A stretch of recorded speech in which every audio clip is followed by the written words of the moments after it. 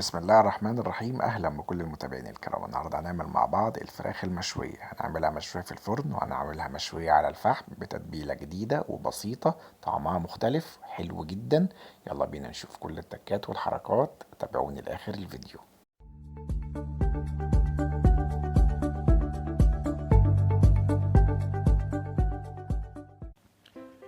لو أول مرة بتشرفنا بالمشاهدة هيسعدني جدا إنك تنضم معانا لأسرة القناة عن طريق الضغط على زر الاشتراك الأحمر الموجود أسفل الفيديو، وياريت تفعل زر الجرس عشان يوصلك منا كل جديد. ولو عجبكم الفيديو ياريت تدعمونا بلايك وبشير علشان القناة تكبر معاكم وبيكم. يلا بقى مع بعض نشوف وصفة النهاردة هنعمل فيها ايه. دي التتبيلة اللي هنعمل بيها الفراخ. هنضيف حوالي نص معلقة صغيرة من الكمون، معلقة صغيرة من الفلفل الأسود، معلقة صغيرة من الكركم، ومعلقة صغيرة من الثوم البودر، وكمان معلقة صغيرة من البصل البودر، ومعلقة كبيرة من البابريكا.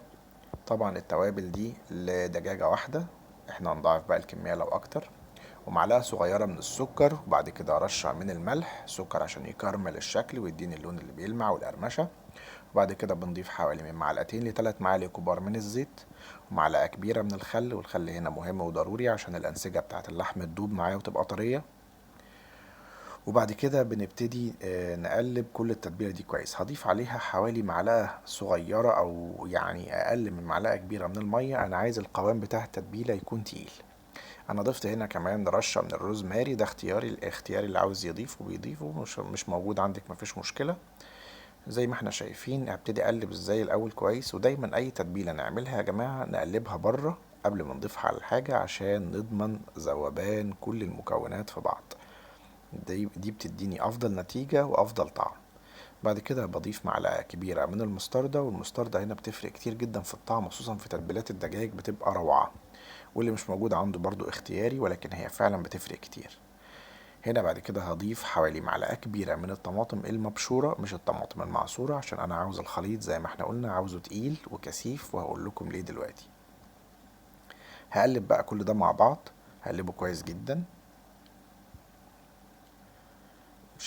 شايفين السمك بتاعه عامل ازاي؟ انا عاوزه بالمنظر ده علشان لما الدجاجة تتبل او لما الفرخة التتبيلة تدخل جواها ما تسحش وتقع من الجناب، ويبقى كل اللي فوق ينزل لتحت في الصينية، يبقى احنا كده ما عملناش حاجة. لا، انا عاوز التتبيلة تثبت مكانها وتقفش في الفرخة زي ما احنا بنقول، تقفش في اللحم وتفضل محتفظة بالطعم بتاعها لغاية اخر مرحلة في التسوية. هقلب الخلطة كويس جدا، وبعد كده هبتدي اتبل الدجاج. هنا معايا خلة سنان خشب، او بنستخدم ممكن عيدان الشيش طاووق، او سكينة رفيعة عليها بوز، تكون بوز رفيع، وابتدي افتح المسام بتاعة الفرخة. التتبيله بتاعتي انا مش عاوزها تبقى على الوش، مش عاوزها تبقى من بره زي في مطاعم كتير او ناس كتير لما بنجيب الفراخ يبقى شكلها حلو جدا من بره ولونها جميل وطعمها حلو، لكن التتبيله اخرها او طعم التتبيله اخرها على القشره او على الجلده الخارجيه. نيجي ناكل الفرخه من جوه نلاقي اللحم لونه ابيض فاتح، الفرخه كانها مسلوقه، ما فيهاش اي طعم، ما فيهاش اي تنكيه من التتبيله.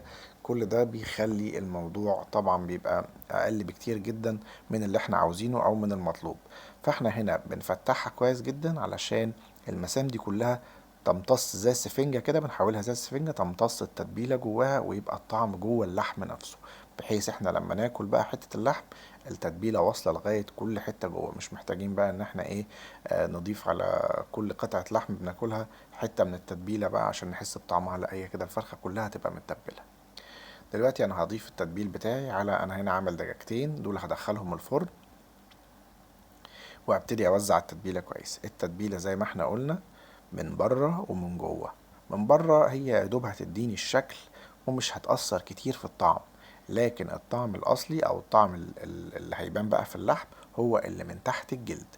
لازم نبقى عارفين واخدين في اعتبارنا ان الجلد ده يعني ربنا خلقه ان هو يكون بمثابة الكفر او الغلاف الخارجي اللي بيحمي الجسم وبيحمي العضلات تحته ان اي حاجة تنفذ ليها. فاحنا لما نحط التتبيلة بتاعتنا من فوق الجلد اصلا مش هيسمح ان هي تمر، ولا تدخل للأنسجة العضلية جوه ولا تديني الطعم. فاحنا لازم بعد ما نتبل بره ندخل احنا التتبيلة بقى بإيدينا جوه على العضلات عشان تمتصها كويس جدا. وزي ما قلنا التخريم اللي احنا عملناه كده احنا حولناها زي السفنجة عشان تبتدي تشرب كل المواد والعصارة اللي احنا حطيناها بتاعت ريحة التوابل والتنكيه. وجوه أهم من بره، الفرخة كلها تتبل. وممكن نقطع بصلة مثلا 4/4 ونضيف عليها سنة ملح وسنة فلفل ونفرمها ندعكها مع بعض كويس، بس تكون قطع كبيرة مش صغيرة عشان تستحمل نار الفرن، ونحشي بيها بطن الدجاجة من جوه. ده برضو بيديني نتيجة حلوة جدا وبيقضي على أي ريحة أو أي طعم للزفارة اللي موجود نهائي. زي ما احنا شايفين أنا بدخل التتبيلة هنا تحت الجلد في كل أنحاء الفرخة. التتبيلة دي واحدة هي اللي بتستخدم في الشوي، سواء جوه الفرن سواء على الجريل، سواء في ناس بتستخدم الإزازة بتاعة المية بتحط عليها الفرخة وكده، ممكن برضو نفس التتبيلة. والفرخة في ناس كتير جدا بتخاف من حكاية الإزازة، بتقول هتفرقع. لا، طالما الإزازة فيها مية بيحصل تعادل ما بين المية والحرارة بتاعة الفرن ومبتفرقعش ولا حاجة. هعمل لكم فيديو إن شاء الله ليها. دلوقتي بعد ما تبلناهم كويس حطيناهم في اكياس تلاجة. التتبيل في كيس التلاجة مهم جدا، غير لما تتبل في الطبق. تتبل في الطبق التتبيلة بتنزل في قعر الطبق تحت، وبتبقى الجزء اللي من فوق من الفرخة مش طايله حاجة. لكن في الكيس بتبقى محكمة والحكاية بتبقى ملمومة أكتر. واحنا بنقلبه كل نص ساعة أو كل ساعة حسب المدة اللي هنتبله فيها في التلاجة. نقلب من فوق لتحت عشان التتبيلة تفضل رايحة جاية جوه الفرخة وتخلي كل منطقة فيها طعمها حلو ومميز. دلوقتي خلاص بعد ما تبلناهم خدوا معايا تقريبا 3 ساعات في التلاجة، وطبعا كل واحد براحته. الفرن ممكن ساعة واحدة بس. حطيتها في كيس حراري وحطيتها في صينية. ولو ما عنديش كيس حراري بضيف في الصينية من تحت شوية مية سخنة وبحط نص كوباية مش أكتر، وبعد كده بضيف الفراخ وبحطها في الفرن. بدخلها الفرن على درجة حرارة من 200 ل 220 وبسيبها حوالي ساعة. بتطلع معايا زي ما احنا شايفين كده، دايبة مستوية كويس جدا. التتبيلة في كل حتة في الفرخة.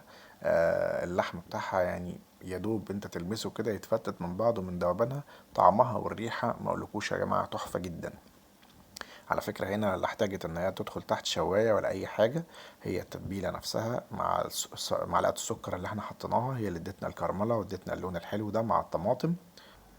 شكلها جميل جدا ومبهر. هنا قدمناها مع رز بسمتي مبهر، هسيب لكم اللينك بتاعه في صندوق الوصف تحت، هتعملوه ممتاز جدا ويطلع ولا افخم المطاعم اللي بتاكلوها بره.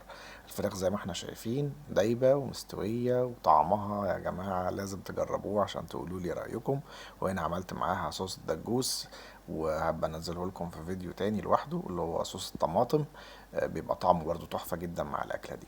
يلا كمان نشوف بقى هنعملها مع بعض مشوية على الفحم ازاي. هقول لكم دلوقتي كل التفاصيل بتاعتها على الفحم او على الجريل.